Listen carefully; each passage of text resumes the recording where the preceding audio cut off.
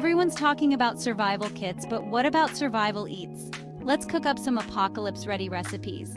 First up, let's talk about canned beans. They're a prepper's best friend.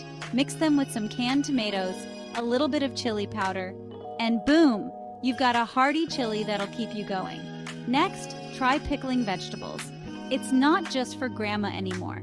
You can pickle almost anything, and it makes veggies last forever. Okay, not forever, but you get the point. And don't forget about dehydration. No, not you, the food. Drying fruits and meats can give you tasty snacks that last months. Think beef jerky and dried apple slices. Lastly, ever heard of survival rations? These compact, high-calorie bars are perfect for when you're on the move or just too lazy to cook.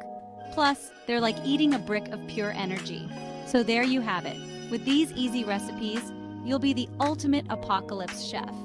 Who knew the end of the world could taste so good?